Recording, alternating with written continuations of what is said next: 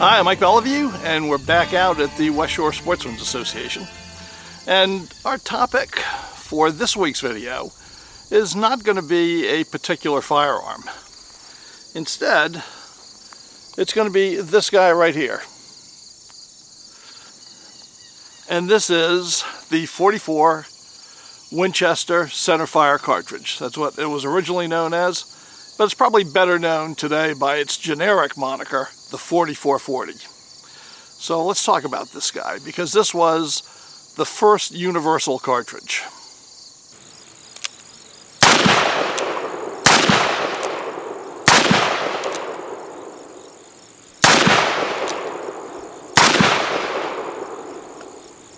Well, the things I'm going to tell you today are generally true, which is better than being generally false. But the reason I'm saying that is because for everything that I'm going to tell you, there are exceptions. And if you want to nitpick me to death, you can.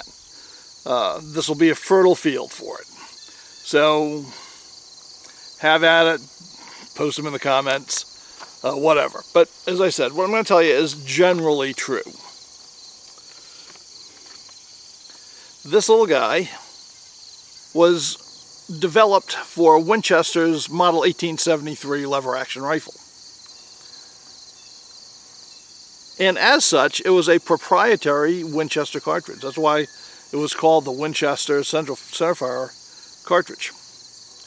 Now, today, we are used to having guns made for generic cartridges.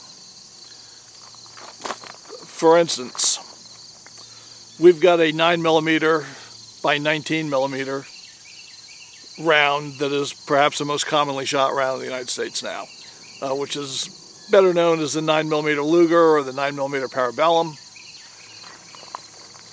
But it doesn't just go in Luger guns, right? Everybody chambers a gun for a 9mm by 19mm. Everybody who makes a semi-automatic, pretty much, I'm going to say, has one for not that 9mm. You don't find a specific 9mm SIG round that only works in SIG guns. You don't find a specific 9mm Glock round that's dimensionally different that only works in Glock guns. Right? They all make their guns to fire the same 9 by 19mm round. Same thing with 38 Special and revolvers. Just about everybody who makes a revolver makes one chambered in 38 Special. That is the common way that we buy guns today. So we can go to, the sporting goods store and expect to find ammunition for the gun that we have, because even though there are many different calibers of the popular ones, if you have a gun chambered for a popular caliber, well, you can pretty much feel secure in the knowledge that a store is going to have 38 Special or 9mm, unless we're having an ammo crisis or whatever. But I think you get my drift. Well, that wasn't the case in the 19th century. In the 19th century, in the early days of cartridges, gun manufacturers manufactured a cartridge to fit the gun they were building.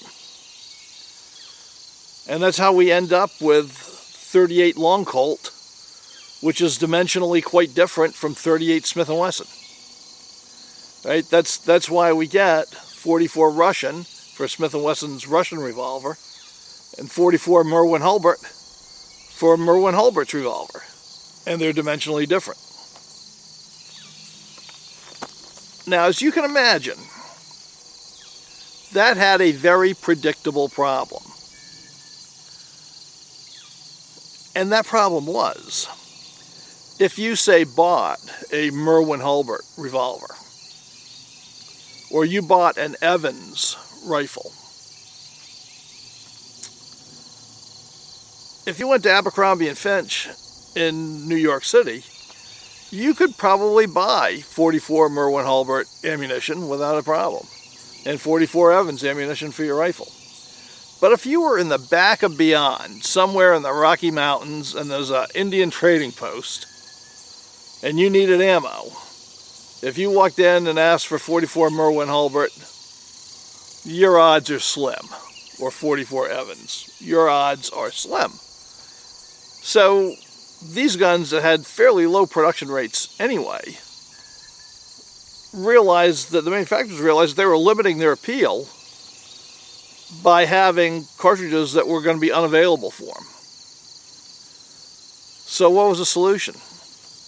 Well, the solution was there was one gun that was selling like hotcakes. Selling everywhere. And that was the Model 1873 rifle, a tremendous success. And if you went into a Back and Beyond trading post and you asked for 44 Winchester Centerfire rounds, they were probably going to have them, or they wouldn't have anything. Now, an added benefit of the 4440 round, 44 Winchester Centerfire, is that it could function in rifles and in revolvers, because it was just about the same size, length, and width as the 45 Colt. So this was a dual threat cartridge. And gun manufacturers realized that there was money to be made by chambering their offerings, whether revolver or rifle, for this popular cartridge. And they did it in droves. Colt did in 1878. Smith & Wesson did it in 1885. Remington did it at some point in the 1880s. Well, it's a little hard to tell with Remington, but by the time they put out the 1890, it was only available in 4440. They had dropped the 44 Remington intelligently. Merwin Hulbert did it by 1880. This cartridge was being used in guns all over the place. It was being used in handguns, and it was being used in rifles. Right? Marlin chambered their lever-action rifle for this. Everybody who had a pistol-length cartridge rifle wanted it to be able to fire these. So Colt's Lightning pump gun was chambered in 4440. It's just intelligent. And by then, several ammunition makers were making it. And when the Union Metallic Cartridge Company started making it, they didn't want to call it the 44 Winchester Centerfire, because Winchester was making cartridges as well. And they're the ones who came up with the 4440 moniker, which stood for 44 caliber, for the caliber of the bullet, and 40 grains of black powder, so 4440.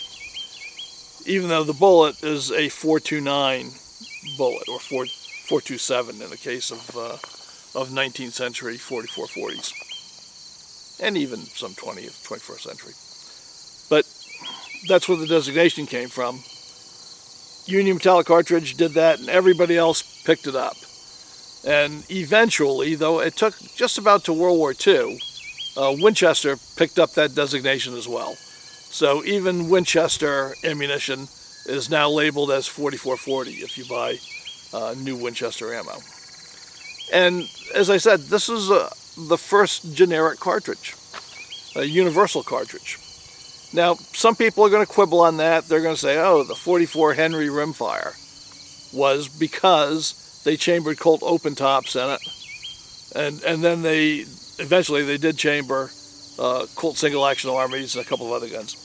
But that lacked the broad appeal of this. This was chambered in just about every gun made, if it could accommodate it. So even though you may have some other contenders, I would posit that this was the first truly universal cartridge. And it was tremendously versatile, right? I mean, certainly it's not as powerful as, the big Buffalo guns.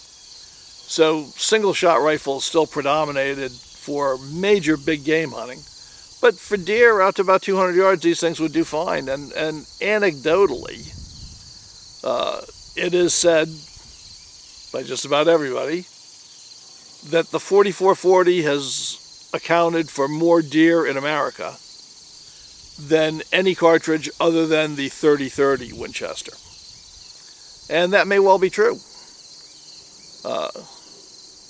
I know the first time I shot a .44-40, I was in college, and my girlfriend at the time, her family, owned a Model 92 Winchester in .44-40 that had been made in the 20s, and that action was smooth as glass. And that gun shot dead on, and that family had been taking deer with that gun for 50 years at the time. So they were excellent, and they were still being used.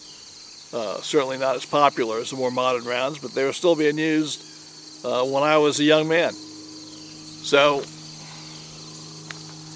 let's take this thing out to the range and put it through its paces and see what it's capable of. All right, let's run some rounds over the chronograph with both the rifle and the revolver and get some idea of what we're dealing with for power drop-off between the two.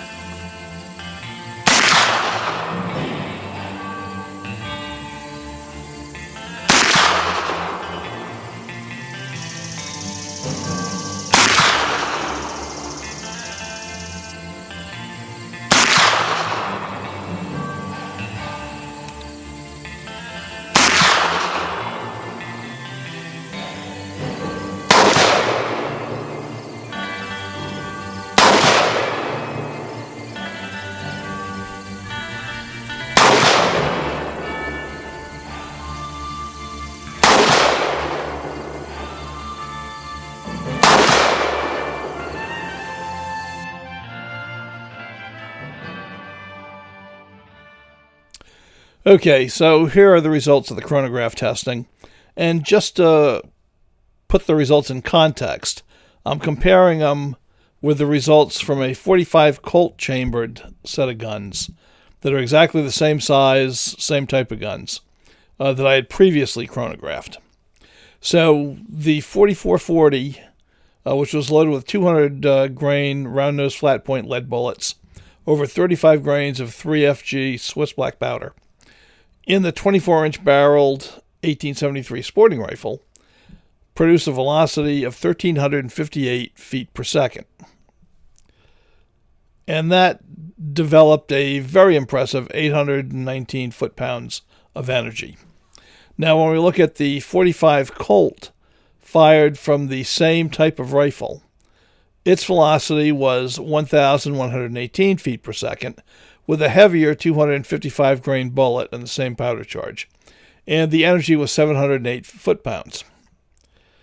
Now, when we step down to a 7.5-inch revolver, and I was using a Pieta single action army clone, we dropped down to 1,080 feet per second and 515 foot-pounds, which is still pretty impressive hitting power. And the comparable .45 Colt out of a Colt single-action army with a 7.5-inch barrel turned in 892 feet per second and 450 foot-pounds. So by anyone's measure, the .44-40 is a cartridge with some power behind it. Well, now that we know how powerful the .44-40 round is, I think I can rely on it to send Little Roy and Hangin' Hank packing. So let's put some lead downrange.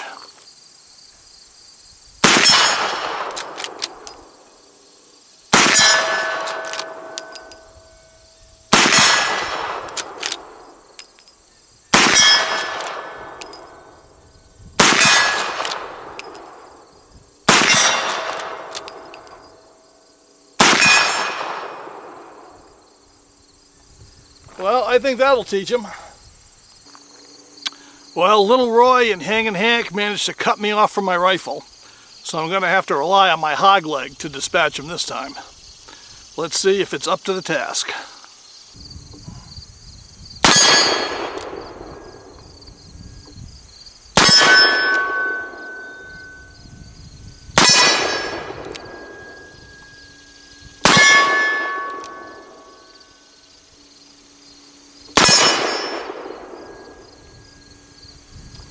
Well, I think that did the job. Well, Little Roy and Hangin' Hank are 50 yards out. I'm going to see if I can tickle them a little bit with the hog leg from here.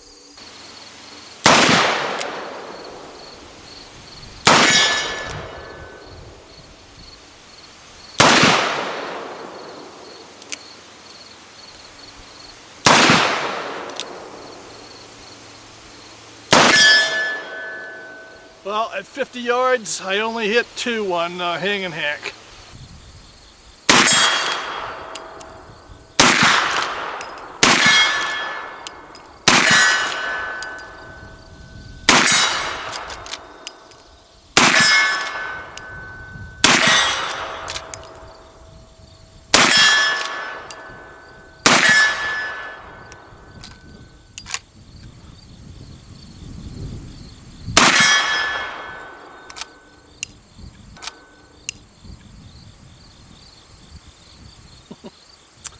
Well, it's been a long time since I competed with a lever gun, and my technique is definitely rusty.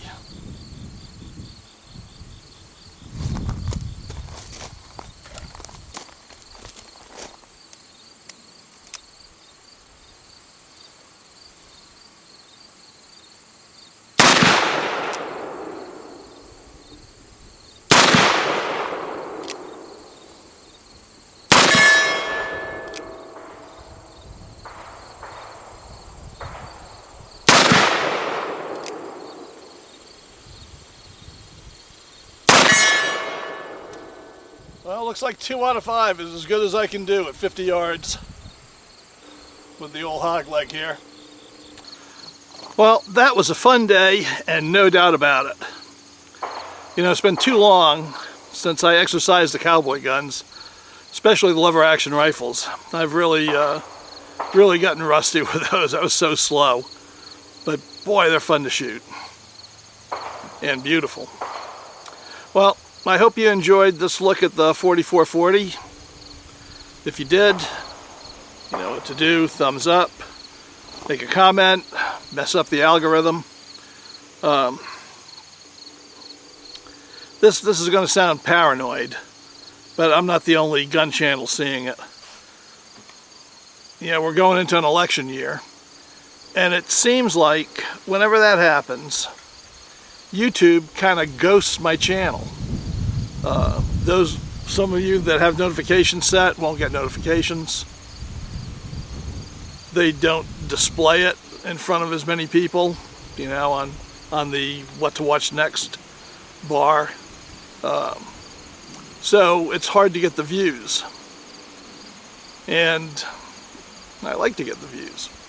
So, you know, anything you can do, like I say, the thumbs up, the comments, any of that stuff helps move it up in the algorithm and hopefully get it in front of more eyeballs, especially more of my subscriber eyeballs, because I'll have subscribers, and I don't put out a video every Thursday. I miss here and there, but just about every Thursday. But I'll have subscribers all the time who write to me saying, wow, just saw your latest video, so glad that you're back to making videos. You know, so I'll ask them, what do you mean? And they'll say they haven't seen a video of mine for a year. They haven't got any notifications, they've not popped up anywhere, and they haven't gone looking for them.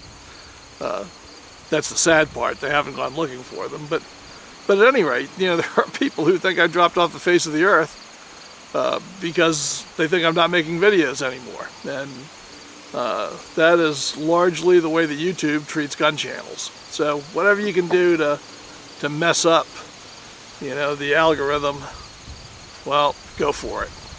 And I hope you did like it, and I'll see you guys again next week. Until then, bye.